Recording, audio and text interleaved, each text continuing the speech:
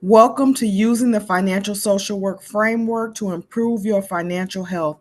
Gerard and I are excited to give this information to you as we are certified in financial social work and we have become coaches and educators in the field. We hope to help you improve your financial health by using the financial social work framework through individual and group counseling. As we review these objectives, we hope that you will learn to make friends with your money, feel more hopeful and optimistic personally and financially, create healthier financial habits, understand financial health is more than just dollars, cents, and budgets, improve your relationship with money and yourself, and take control of your money and gain control over your life. No matter where you are in your finances, we want you to be healthy not only mentally, but also with your financial health. 8 out of 10 Americans are financially stressed. Most have no place to go to learn how to cope with or improve their circumstances. Financial wellness is recognizing money as a source of empowerment, which maximizes physical, mental, and emotional health by reducing financial problems. Have you ever thought about making friends with your money? Financial circumstances have more to do with thoughts, feelings, attitudes, and behaviors with money than with dollars, cents, and budgets. So let's make a case for financial health. If you think about it, finances are at the intersection of every part of our lives. We spend a lot of time talking about the importance of being healthy physically, and we sure take a lot of time talking about mental and emotional health. But how often do you hear people talk about financial health? And it's so interesting is that finances impact all of those other areas. So we really need to give a lot more attention to the area of financial health. And so, as Pam stated, one of our primary objectives is to really help you recognize the link between finances and your overall level of health and well being. So, what's the connection? So, finances, as I said, they impact you physically because they determine the type of nutrition that you take in. Finances determine your access to health care. They determine the treatment options that you may need if you have to get medical attention. And they also determine your living conditions. So they impact you physically in those regards. Mentally, finances can be a source of worry, stress, and anxiety, but on the other side, they can also contribute to levels of peace, joy, and happiness and help you create enjoyable experiences for yourself and others that you choose to do life with. And finances can also provide a level of stability. So it really kind of depends on you as the individual and where you are financially. But the great thing is like with any other area, steps can always be taken to improve your financial health and thereby improve your physical, emotional, and social health as well. What is financial health? Let's take a moment to think about defining that. What does it look like on a daily, monthly, yearly basis? And how does it impact your mental health, your mental well being? Financial health definition is the status of one's personal monetary affairs. There are many dimensions to financial health, including the amount you save, the amount you have, the amount you're putting away for your retirement, and how much of your income you're spending on fixed or non discretionary expenses. In a nutshell, it's how you save, spend, borrow, and plan. Most of us are familiar with Maslow's hierarchy of needs. However, I'm sure we have not thought about this from a deep financial perspective. As we know, lower level basic needs like food, water, and safety must be met before higher needs can be met. Well, money has a huge impact on our ability to meet those needs. If we are in survival mode, it will be difficult to satisfy the higher needs. The things that we need to keep us alive cost, like food, like water, like shelter. If we are hungry and don't have the money for food, it will be hard for us to desire other needs. When we feel safe, we become free from fear and tend to operate our daily life more productively. It is important to feel loved and belong, which allows us to hunger for more. Man, Pam, that's good. I don't think I've ever heard anybody really include finances in my Maslow's hierarchy of need, but as I'm looking at this, it's an intricate part of all of them. That's a really good point. Yeah, how do we meet the need without the finances? How do we meet the need without the finances? That's something to think about. Mm-hmm. Okay, let's do a quick activity. I want you to look at this iceberg as a representation of your current financial condition. So, with that being the case, a very small portion, which is the top visible part of the iceberg, would represent influencing factors that you can actually see or are consciously aware of. So, that could be things of like how much money do you make on your job, your income, how much debt are you in, your credit score. So those are the visible things that we can see that impacts our finances. But the majority of factors are below the water and they're beyond the level of our conscious awareness. So I want you to just think about that for a quick second. What are some of the invisible factors that are outside of our conscious awareness that could impact our finances without us even knowing it? So some of those factors, well, let me go again. So like we said, the external factors, the things above the iceberg would be your income, your expenses, your debt, your savings and investments. But the things below the iceberg, those are our past experiences. And those past experiences could impact our perceptions, they impact our belief systems, they impact our thoughts about money. And on a deeper sense, they even impact our sense of self. Those are all things that could very well be playing a part in how you think about and interact with money today. Some other areas include your language. What type of language did you grow up around where money and finances were concerned in your household? Did you always hear, we got to work twice as hard, or, we always have more month than money? All of those started to create a belief system on the inside of you. What type of environment did you grow up in? So, do you remember feeling like you never had enough, or your family was always in a state of struggle? That's another part that could have influenced your thoughts and beliefs about finances. Your education level, societal influences, the movies that you watch. Was money even a safe subject to talk about? I know in my household, my parents used to argue about money every Friday night because there would never really be enough from my father's standpoint to take care of his part of the bills.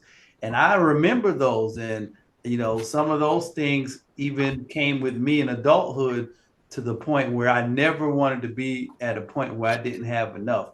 And then you have your past experiences and your trauma. So you really have to take time. Have you had any traumatic experiences in your past that maybe you've forgotten about where money and finances are concerned?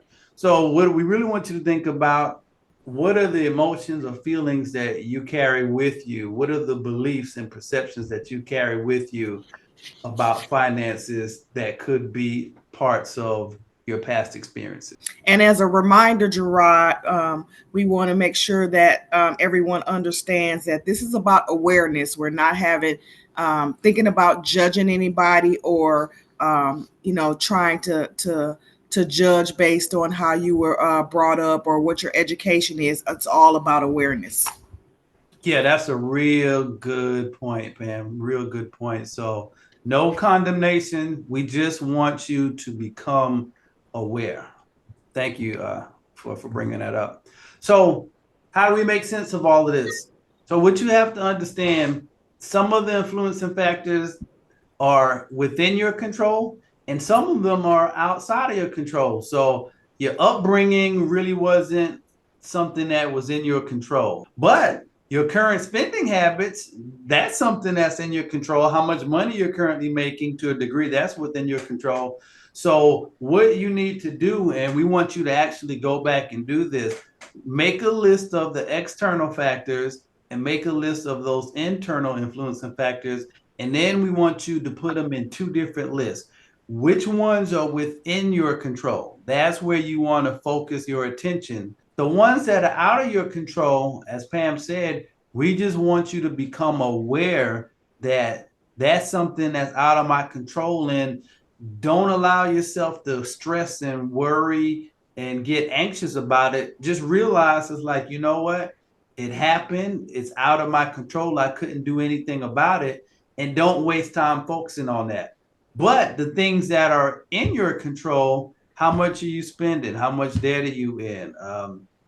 How much are you saving? That's where we really want you to focus your attention at, because that's where you're going to really be able to make the most change and change your financial condition. As Gerard mentioned, childhood plays an important part in your financial health and the decisions that you make. So at this time, we want you to just take a minute to think back to your childhood.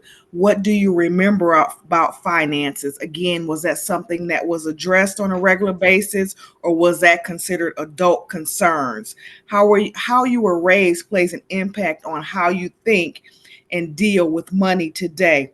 The things that are rooted in you, we still have the ability to change. So there's no judgment about how you were raised. It's more about thinking forward about, is there any changes that need to be made, and looking at what financial behavior worked and what financial behavior does not work, and what changes we can make. Yeah, that's good, Pam. And another point I just wanted to add with that is, being that everyone's situation is different, do not make any comparisons of your financial circumstances to anybody else. That's why they call it personal finance. So please, please, please don't compare where you are to anybody else. Don't look at the Joneses, the Roberts, the Smiths. You are where you are, and that's your personal financial situation. So please don't compare to anybody else. One of the things that excited Gerard and I was our ability to combine our social work background with financial social work, because when we thought about it and we started to get this certification and learn a little bit more, many of us don't think about the impact that money has on our everyday life and how it can affect our mental health, good or bad. So we want to remember that money doesn't exist in a vacuum, that it's integrated in every part of your life. And so it determines what you do on a daily basis and how you feel and how you think about yourself. So we want you to try to develop a we want you to develop a growth mindset versus a fixed mindset. We want you to think about a fixed mindset versus a growth mindset. Finances is a fixed mindset, and that's why we often stay stuck. So how can you grow? Again, what can you do differently? What can you make changes? Don't think about what you could have done in the past or how it has been, but what can you do moving forward? This framework that we got certified in was created by Rita Wolfson, and it allowed us to think deeply into our relationships with money, that allows us to change certain behaviors. And so this certification is available through the financial social work program, where you're able to address their thoughts, your feelings, your attitudes, your values, your beliefs, and experiences that influence how you relate to money and the behaviors that determine our financial circumstances. So if you're interested in that, there'll be more information about where you can obtain the actual certification. Yeah, Pam, and I just wanted to add it, man. This whole framework was such a game changer for me, because I never really thought about having a relationship with money. I just saw money as something that you work for and something that you spend to get the things that you want, and save for retirement so you can live a decent life. But it really opened my eyes to the fact that you really have to relate to money on an individual basis. And just like with people, we have thoughts, feelings, and attitudes about money, and all of those different things impact our relationship with money, and whether it's a healthy one or not. And I think what I realized is that my relationship with money probably wasn't the healthiest. So definitely showed me some areas that I needed to make some changes. Now we're going to look at the actual framework for financial social work. So the framework, what's so great about it, it provides you with a methodology for improving your financial health. And the first step to improving your financial health begins with changing your relationship with yourself and then changing your relationship with money. So, how do you see yourself, especially in the area of finances? How do you see money? Do you see money as being bigger than you are? Are you fearful of money? And so, after you really start to understand your relationship with money and yourself, then you have to start looking at how does that relationship influence your financial behavior. On this level, it really shows, it comes up in how you spend your money, or do you engage in retail therapy when you're not feeling good. The relationship then determines what your outward financial behavior is.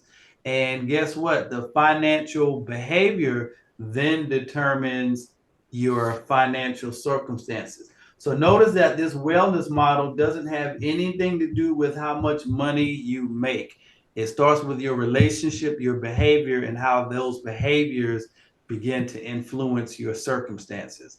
And so I always thought like, okay, if I'm having money issues, then I just need to stop spending so much or spend less than I earn. But what we learned from the framework is that it goes deeper than that. You have to go back to those experiences and those money stories. We'll talk about that in a minute. And those beliefs that you have around money and finances. Or we believe that we just need to make more money. Yeah, that's a More big money one. will solve all of our problems when that's not the underlying issue. So here again, just to reiterate the components of financial social work framework, it begins with changing your relationship with yourself, changing your relationship with your money, changing your thinking, and changing your behavior. So don't start with the behavior. You don't have to beat yourself up. I know I had a time in my life where my money really was it was looking pretty bad, Pam. It was looking pretty bad. And I couldn't figure out what I needed to do to get things back on track. But ironically enough, I was actually going through this model without me even knowing it. And so I really had to stop and go back and really take a look at myself. And I realized that a lot of things that I had experienced in my past uh, had influenced my current way of dealing with money. And so it wasn't until I went back and thought about, man, how did watching my mom and dad fight about money influence how I handle money? Or how did the fear of running out of money impact how I handle my money today? And so once I started focusing on those areas and started changing my thinking, it was almost like automatically my behaviors just started to change on their own. And it was just really a natural process, a progression that I went through. And we're hoping that you all go through that same progression yourself, um, and get to know yourself better too.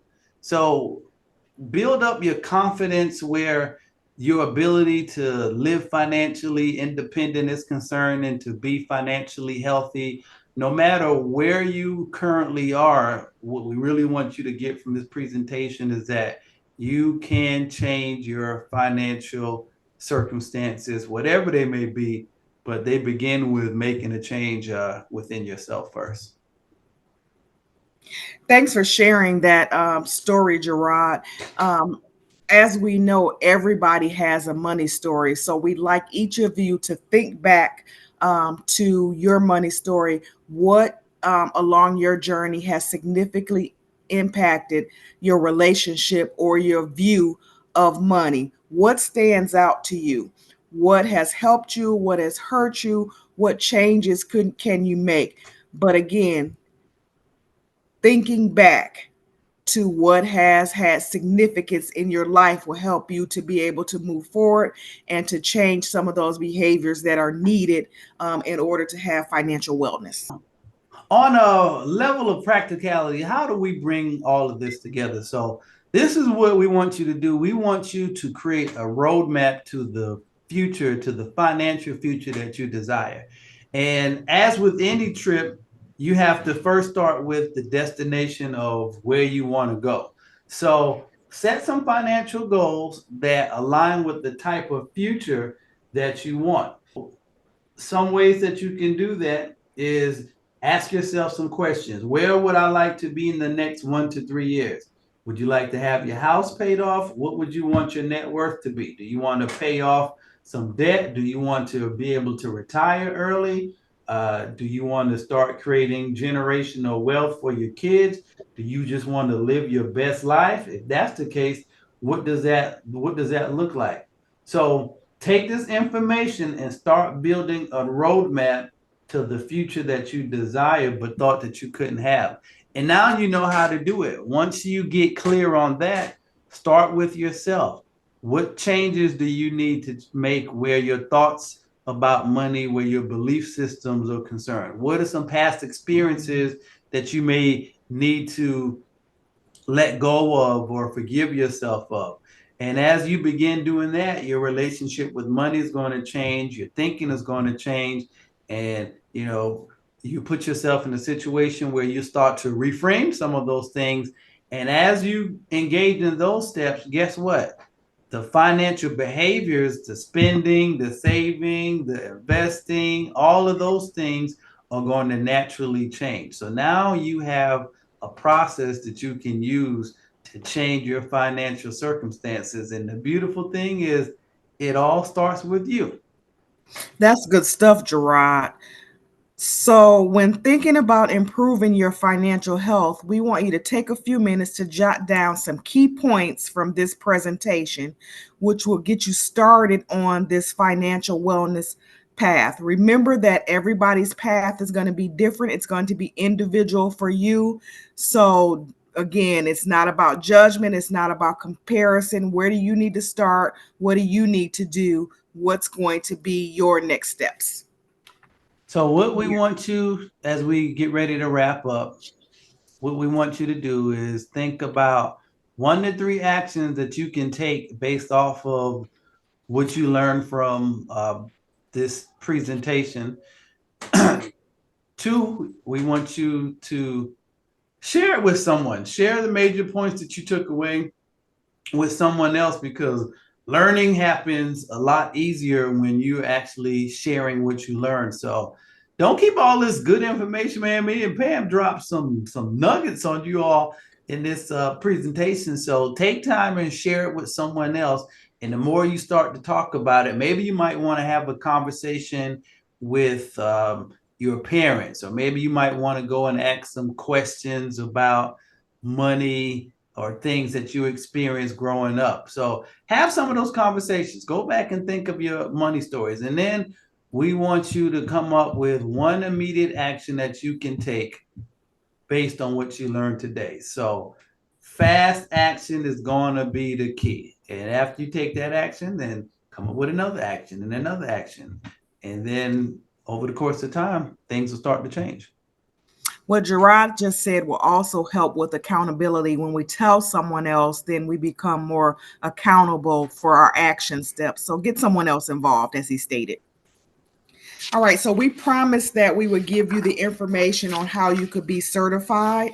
So, as a certified financial social worker, you could be a counselor, a coach, or an educator. It gives you a lot of information about improving your personal financial future and the ability to help others to be able to do that as well. It's self paced, and we have a link here that will take you to how you can begin that certification process. Gerard and I both were able to complete that process, which we thoroughly enjoyed in becoming financial social workers certified. So, if you need some help in your finances, there's a lot more things that we didn't have time to share today. But if you're looking for a coach or someone to kind of help you move the needle with your finances, or maybe you need someone to help you go and uncover some of those money stories that are impacting your belief systems and your thoughts and attitudes, and maybe even fears about money, please get in touch with myself or Pam. I mean, you got the best of both worlds here. If you some of you may like, oh man, I would like to work with a female, and some of you may be like, I work with a male. Look, we got you covered. So please reach out to us, and we can start with just doing uh, a financial health assessment to see where you are, and then we can craft a plan and provide you with some resources to help you improve your financial health and really move the needle forward in your finances. So as you see, our email addresses are on the screen. So feel free to reach out to myself or Pam, and we would be more than happy to work with you and help you get your finances in order. Pam, you got anything else you want to add? No, I think we've put a lot of nuggets out there. This is some good stuff. As you stated, if there's additional information or questions that they have, they can always contact us. But again, let's start the process. Don't procrastinate on this one because every day is vital to getting you to your financial wellness. Yep, and please leave any comments or feedback you may have in the comment section wherever you may be watching this. We would love to hear from you, or any ahas that you got as a result of going through this presentation. We want to hear from you and just hear, what you got out of it and any thoughts that it triggered. So we look forward to hopefully hearing from you soon. And thank you all so much for joining us, and we will talk to you later. Thank you.